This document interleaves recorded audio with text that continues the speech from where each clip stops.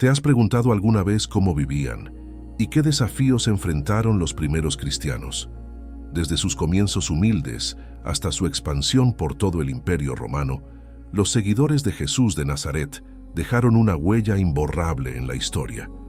En este video exploraremos 31 fascinantes curiosidades sobre los primeros cristianos, desvelando sus secretos, persecuciones y triunfos. Desde los mártires que sacrificaron sus vidas por su fe hasta el desarrollo de la teología y la sorprendente conversión de un emperador romano. Te llevaremos en un viaje a través de los primeros siglos del cristianismo.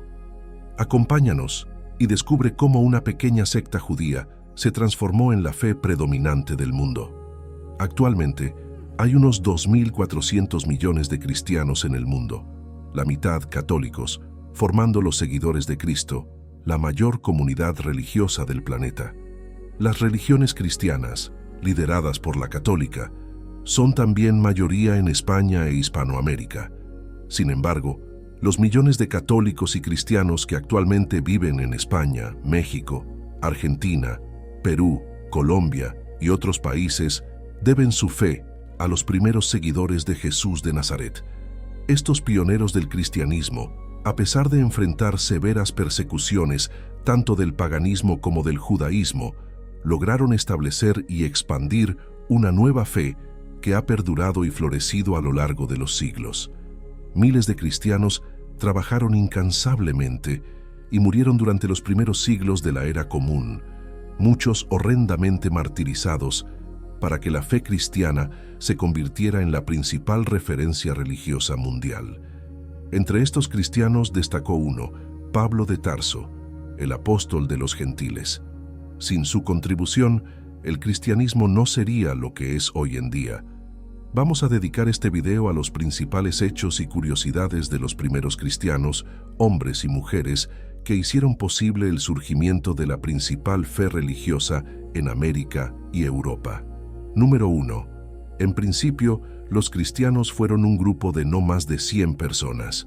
Al momento de la muerte de Jesús, sus seguidores quizá no pasaban de 100. En los años posteriores a la crucifixión de Cristo, los cristianos fueron un pequeño grupo circunscrito, principalmente a la ciudad de Jerusalén, donde Santiago el Justo, hermano de Jesús, asumió la dirección del movimiento, ganando conversos entre los judíos.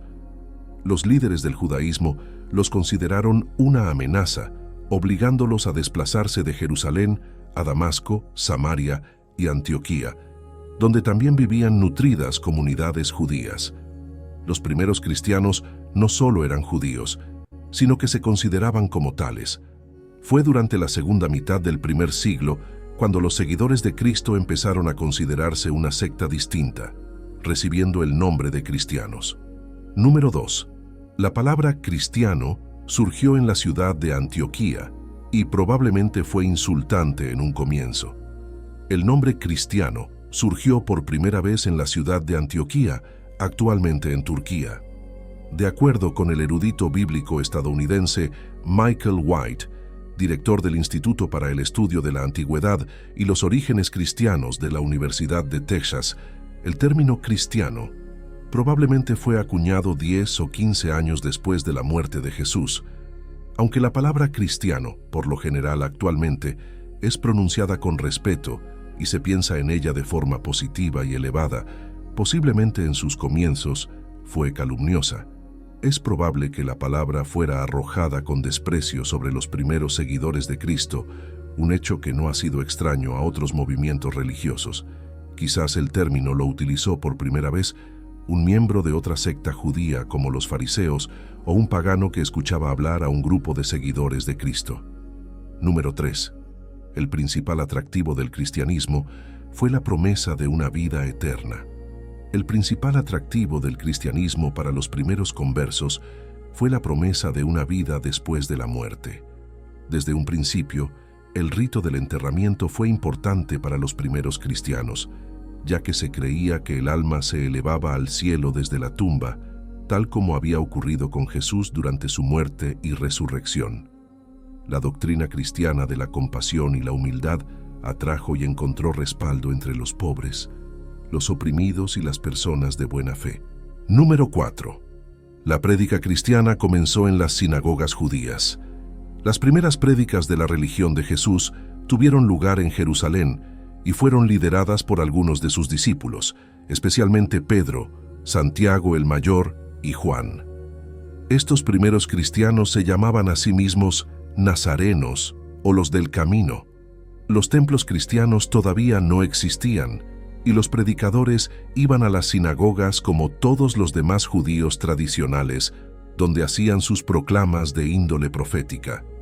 Afirmaban que Jesús era el Mesías, anunciado por los profetas, y que Dios lo había resucitado después de ser crucificado por los romanos y los judíos. En estas pequeñas comunidades iniciales, casi todos eran judíos, ya fuera por nacimiento o por conversión, junto a algunos paganos y samaritanos.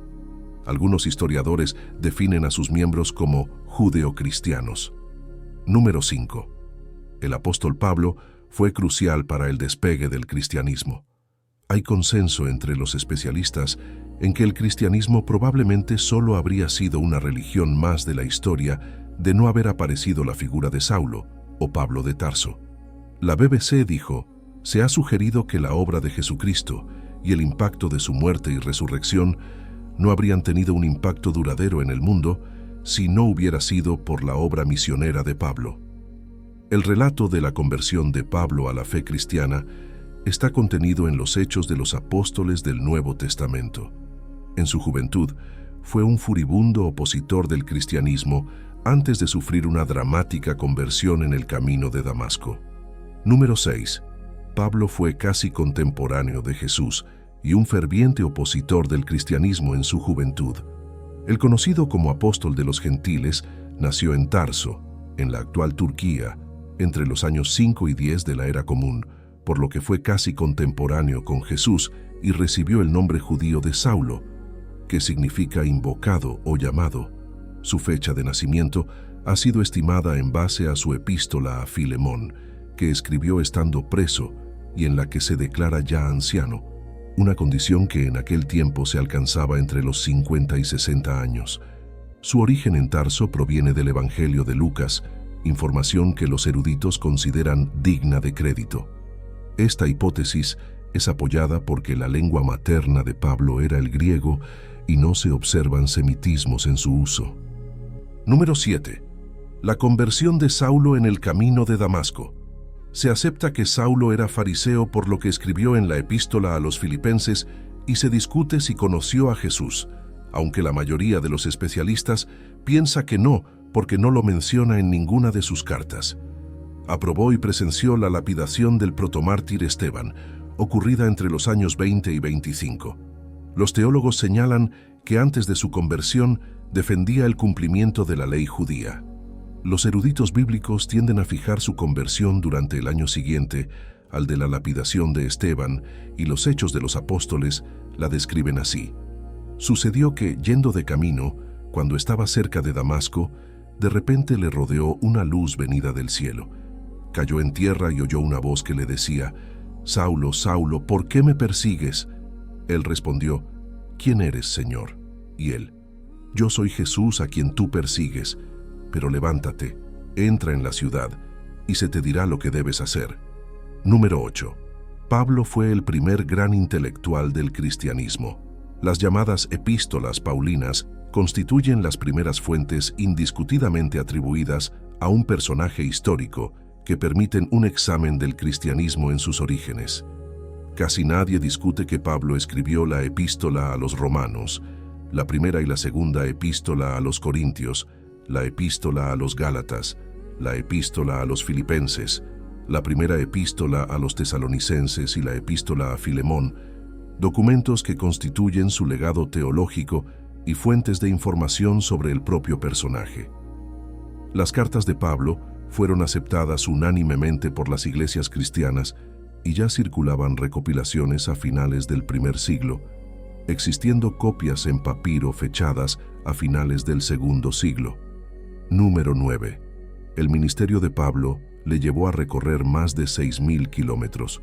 A pesar de no haber pertenecido al círculo inicial de los 12 apóstoles, Pablo se convirtió en el artífice del lanzamiento y expansión del cristianismo en el Imperio Romano gracias a su eufórica convicción tras su conversión, su talento intelectual y su vocación misionera. Comenzó su ministerio en Damasco y en el reino nabateo, donde fue perseguido, por lo que viajó a Jerusalén hablando con Pedro y Santiago el Justo, según la epístola a los Gálatas. Luego realizó sus 3 grandes viajes misioneros que lo llevaron por diferentes lugares de Asia y Europa, recorriendo más de 6.000 kilómetros, una proeza para los medios de transporte disponibles en el siglo I. Número 10. El apóstol Pedro se hace impreciso después de la muerte de Jesús. Pedro fue uno de los discípulos más destacados de Jesús. De acuerdo con varios pasajes del Nuevo Testamento, es considerado el primer papa católico, especialmente por las palabras de Jesús según Mateo 16:18. Tú eres Pedro, y sobre esta piedra edificaré mi iglesia. Tras la muerte de Cristo, la figura de Pedro se hace imprecisa, aunque los evangelios señalan su vínculo especial con Jesús. Después de su conversión, Pablo fue a Jerusalén a conocer a Pedro. Escribió en su epístola a los Gálatas que estuvieron 15 días juntos en la ciudad. En la primera epístola a los Corintios, Pablo deja entrever que Pedro visitó la ciudad durante su labor misionera. La tradición cristiana señala que Pedro murió crucificado en tiempos de Nerón, cerca del año 67. Número 11. El apóstol Santiago el Mayor murió decapitado. Santiago el Mayor es llamado así para diferenciarlo de Santiago el Menor, otro de los 12 apóstoles. Según la Biblia, era hijo de Zebedeo y Salomé, una mujer que también fue seguidora de Jesús, poco referida en los evangelios canónicos, aunque más detallada en los apócrifos. Santiago el Mayor era hermano del apóstol Juan y junto a este y Pedro formó parte del círculo más íntimo de Jesús, apareciendo en varios pasajes de la pasión de Cristo. Según los Hechos de los Apóstoles, murió decapitado durante el reinado de Herodes Agripa I, de donde se infiere que su martirio se produjo entre los años 41 y 44, período en el trono del rey de Judea. Es el patrono de España, país que evangelizó, y los restos que se le atribuyen se encuentran en la Catedral de Santiago de Compostela. El Camino de Santiago, que cuenta con varias rutas, es la peregrinación más importante de España. Número 12. Un solo Juan o varios personajes con el mismo nombre. El hermano de Santiago el Mayor perteneció al grupo más cercano a Jesús y es generalmente aceptado como el discípulo más joven del Nazareno. En la epístola a los Gálatas, Pablo lo refiere como uno de los pilares de la iglesia primitiva, lo que es interpretado por la mayoría de los eruditos como que estuvo presente en el Concilio de Jerusalén. Aparte de la autoría de uno de los 4 evangelios reconocidos por la Iglesia Católica, se le atribuye el Apocalipsis o Libro de las Revelaciones, un texto rico en simbolismos, lo que ha dificultado su examen y debate. Sin embargo, todavía se discute si Juan el Apóstol, Juan el Evangelista y Juan el autor del Apocalipsis fueron la misma persona. La tradición cristiana señala que el apóstol Juan murió martirizado en Éfeso en el año 101. Número 13. El beso de Judas es el máximo icono de la traición en la cultura occidental. Todos los apóstoles son venerados por el cristianismo, excepto Judas Iscariote, símbolo de la traición en la tradición cristiana por haber vendido a Jesús por 30 monedas. Su primer nombre, Judas, proviene de Judá, una de las 12 tribus de Israel, pero sobre Iscariote no hay acuerdo en el origen. Pudiera ser una derivación de la palabra latina sicarios, castellanizada como sicario. Los 4 evangelios canónicos relatan que traicionó a Jesús ante el Sanedrín y lo entregó con el beso de Judas, un icono de la traición en la cultura occidental. La Biblia es contradictoria sobre su muerte. Mateo 27:5 señala que se ahorcó, y los hechos indican que murió al caer de cabeza. Número 14. El primer apóstol y el recaudador de impuestos. Andrés fue probablemente el primer discípulo de Jesús.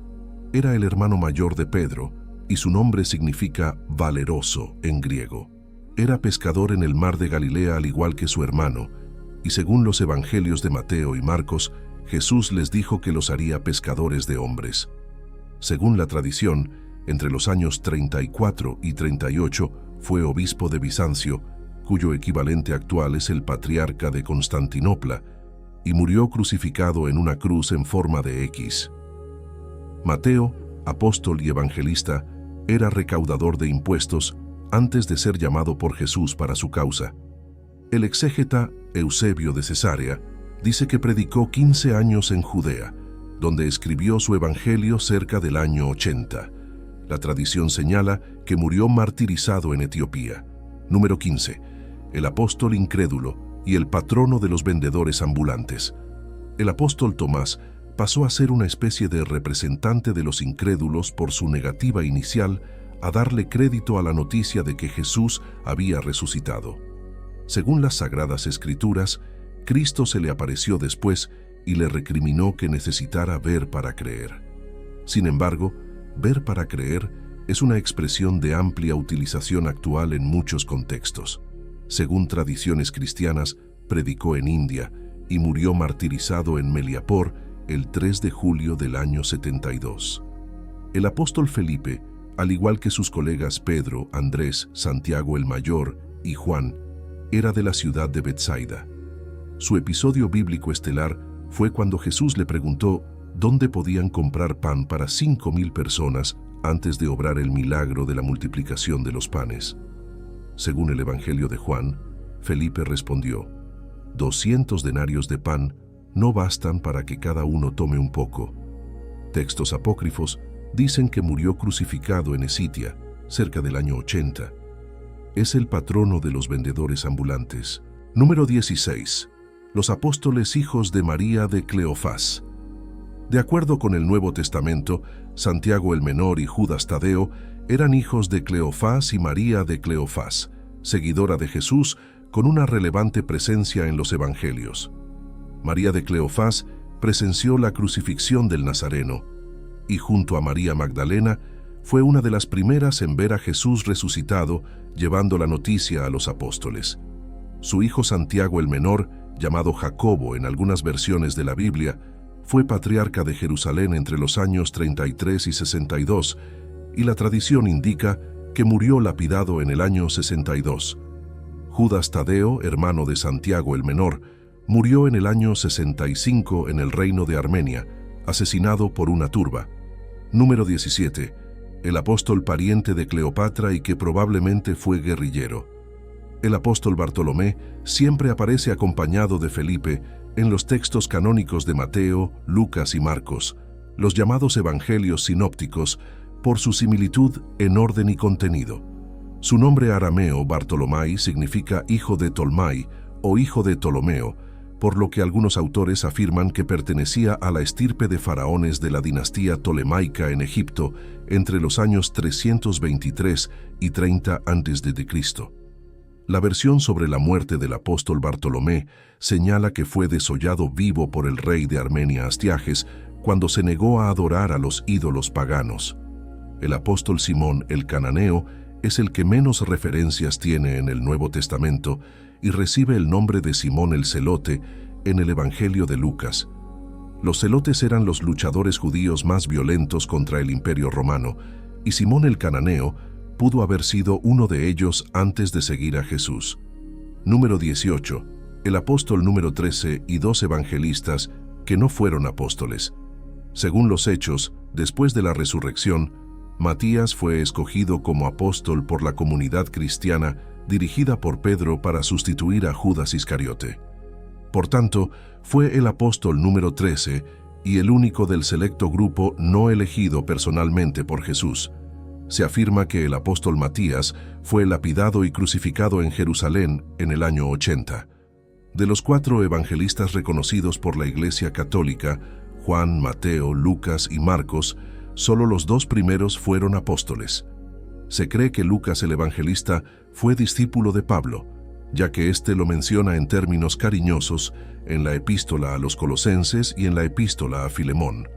Marcos el evangelista fue llamado mi hijo por Pedro, y mientras varias iglesias cristianas afirman que esta expresión tiene un sentido espiritual, la protestante no tiene problemas en admitir que pudo haber sido un hijo biológico del apóstol. Número 19. El abandono de la circuncisión marcó la primera gran diferencia de los cristianos con los judíos. A mediados del primer siglo de la era común, ya se habían hecho evidentes las tensiones entre las prácticas de los gentiles convertidos al cristianismo y la de los judíos tradicionales. Se produjo una discusión sobre si los nuevos creyentes debían observar la ley de Moisés, incluyendo la circuncisión como lo hacían los hebreos. Esto culminó en la realización del Concilio de Jerusalén cerca del año 50. Las principales figuras de este concilio fueron Pedro, Santiago el Justo, hermano de Jesús, y Pablo. La reunión acordó que los gentiles, es decir, los no judíos, no estaban obligados a observar la circuncisión y otras reglas de la ley de Moisés. Este fue el primer gran acontecimiento que marcó la separación entre el cristianismo y el judaísmo rabínico. Número 20. Nerón acusó a los cristianos de haber incendiado Roma. La persecución de los cristianos primitivos ocurrió desde las primeras décadas del surgimiento de la religión, pero de forma esporádica y en lugares localizados. El primer acto persecutorio organizado por un poder constituido que señala la historia fue perpetrado por Nerón en el año 64, tras acusar a los cristianos del gran incendio de Roma. Según Tácito, Nerón condenó a los cristianos a toda clase de martirios por el incendio y escribió: se arrestaron primeramente a todos aquellos que declararon culpables. Entonces, con la información que dieron, una inmensa multitud fue presa, no tanto por el crimen de haber incendiado la ciudad, como por su odio contra la humanidad.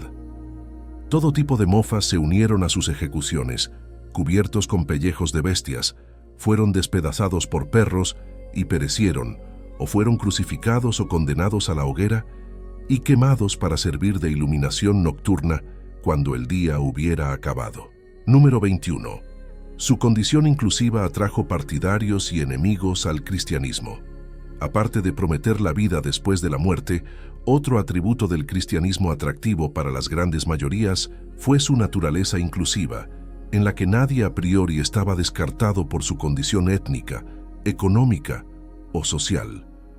Esta apertura le atrajo también poderosos enemigos, ya que no estaba en sintonía con el sistema de castas del Imperio Romano, y la nueva religión empezó a ser percibida como una amenaza para el orden establecido, basado en clases sociales. Por otra parte, al abrazar el cristianismo, los primeros cristianos rompieron con sus familias, amigos y comunidades, lo que fue mal visto por los no cristianos. Además, su costumbre de predecir calamidades inminentes para la humanidad infundió sentimientos de aprehensión hacia su propia fe. Número 22. La ruptura con los dioses paganos no fue fácil. Buena parte de la población pagana del Imperio Romano, en los comienzos del cristianismo, creía que sus dioses establecidos reaccionarían violentamente si no eran debidamente acatados y venerados, y nadie quería atraer sobre sí la ira de Júpiter, Marte o Neptuno. Fue así como los cristianos empezaron a ser responsabilizados por todo lo malo que ocurría, lo que fue destacado por el apologista cristiano Tertuliano cuando escribió a finales del siglo II. Piensan que los cristianos son la causa de cada desastre público, de cada aflicción con la que la gente se encuentra. Si el Tíber se eleva tan alto como las murallas de la ciudad, si el Nilo no enviara sus aguas sobre los campos, si los cielos no vinieran lluvia, si hay un terremoto, si hay hambruna o pestilencia, inmediatamente el grito es: fuera los cristianos a los leones. Número 23. La contribución de los padres apostólicos al conocimiento del cristianismo. El distanciamiento definitivo entre el cristianismo y las demás religiones se produjo después de la destrucción del segundo templo de Jerusalén en el año 70. Muerto Pablo en Roma en algún momento entre los años 58 y 67, lo que se sabe del cristianismo durante la última parte del siglo I y el siglo II proviene principalmente de los llamados padres apostólicos, cristianos primitivos, que según la tradición tuvieron algún tipo de contacto con uno o varios de los discípulos de Jesús. Estos personajes dejaron escritos que permitieron conocer cómo vivían y pensaban los primeros cristianos, así como referencias sobre las reglas y la práctica de la nueva fe.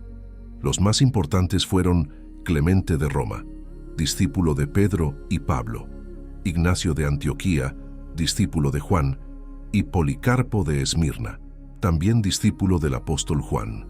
Número 24. Los primeros apologetas.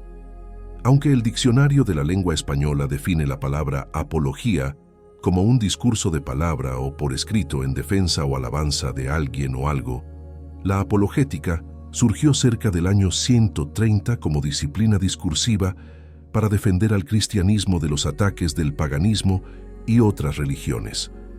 Más que a los cristianos, los textos de los apologetas estaban dirigidos a las élites de las religiones no cristianas, mediante explicaciones razonadas que exponían los principios y bondades del cristianismo. Entre los principales apologetas estuvieron Justino Mártir, Aristides, Tasiano y Teófilo de Antioquía. Número 25. Los primeros mártires cristianos. Mientras los primeros apologetas desarrollaban su trabajo de defensa del cristianismo entre los siglos I y II, empezaron a conocerse nombres de cristianos sometidos al martirio por su fe.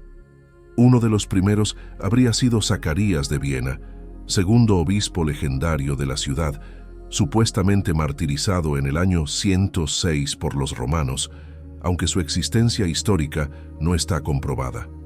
Antojo de Sulcis, patrono de Cerdeña, de quien se dice que se hizo médico por altruismo, fue martirizado en el año 127 por el gobierno romano de la isla. Julián de Emesa fue crucificado en el año 284. Se afirma que por su propio padre, un oficial romano, por negarse a renunciar al cristianismo.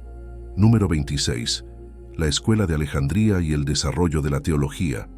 En tiempos de Jesús, Alejandría ya contaba con una nutrida comunidad judía helénica y fue en la ciudad fundada por Alejandro Magno donde se hizo la primera traducción al griego del Antiguo Testamento. Los cristianos llegaron a mediados del siglo I a Alejandría, un ambiente muy culto en el que podían conseguir audiencia y debatir sus ideas si estaban bien presentadas. En la ciudad egipcia comenzó el estudio sistemático de la teología y la escuela catequística de Alejandría fue el primer gran centro teológico del cristianismo. La escuela de Alejandría buscó educar en la religión cristiana a las élites de una ciudad helénica mediante una exposición sistemática y razonada. El primer maestro fue Pantenos alrededor del año 180 y después destacó Clemente de Alejandría. Número 27. El dogma de la Santísima Trinidad. A partir del año 200, se incrementaron las comunidades cristianas dentro y fuera del Imperio Romano, especialmente en Siria y el norte de África. En Occidente, el latín desplazó al griego como principal lengua de culto.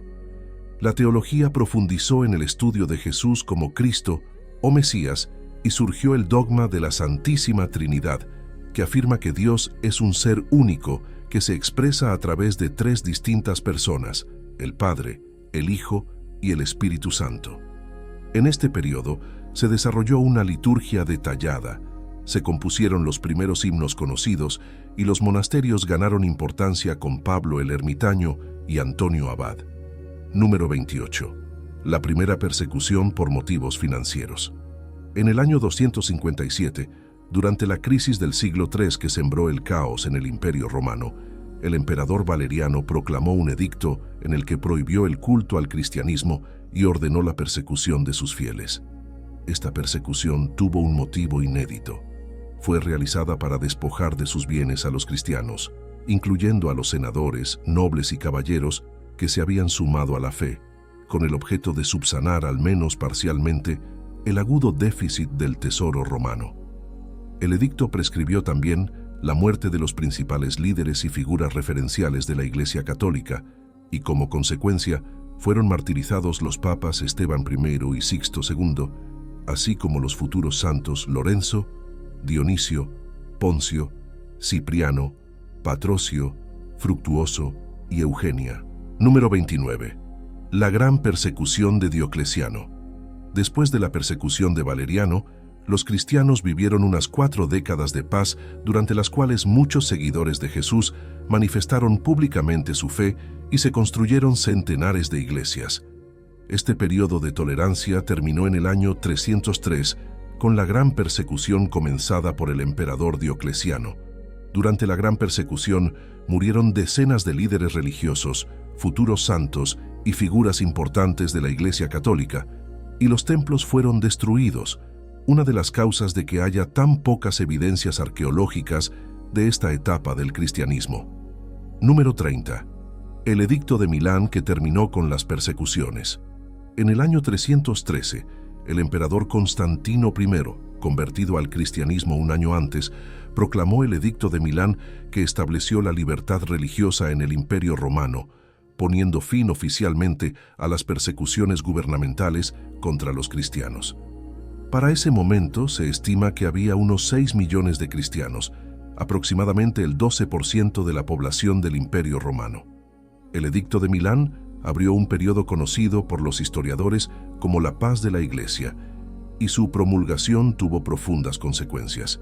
Los cristianos pudieron reunirse libremente y sin temor, la Iglesia se expandió aceleradamente, y muchos cristianos recuperaron bienes que les habían sido confiscados. Número 31. El fin de la era primitiva del cristianismo. La conversión de Constantino el Grande al cristianismo fue la primera de un emperador romano.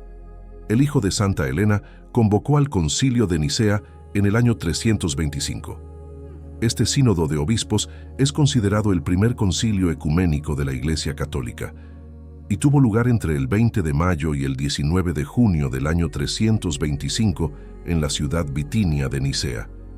En Nicea se promulgaron 20 leyes de la Iglesia, se estableció la organización de esta en regiones y diócesis y se acordó una fecha uniforme para la Pascua cristiana. Se considera que con el Concilio de Nicea finalizó la etapa primitiva del cristianismo. 2 milenios después de los hechos narrados por las Sagradas Escrituras, los seguidores de Jesús de Nazaret continúan formando el principal grupo religioso del mundo y son mayoría en América Latina y España. A pesar del crecimiento de otras religiones como el hinduismo y el islam, el cristianismo parece que mantendrá el liderazgo en número de fieles por mucho tiempo más. Esperamos que hayas disfrutado este recorrido por la historia de los primeros cristianos. Si encontraste útil e interesante este video, no dudes en darle un me gusta y compartirlo con tus familiares y amigos para que ellos también puedan conocer más sobre estos sorprendentes hechos históricos.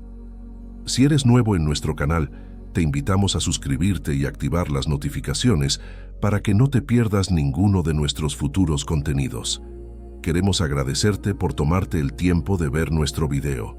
Tu apoyo y comentarios son muy importantes para nosotros. Hasta la próxima y que Dios te bendiga.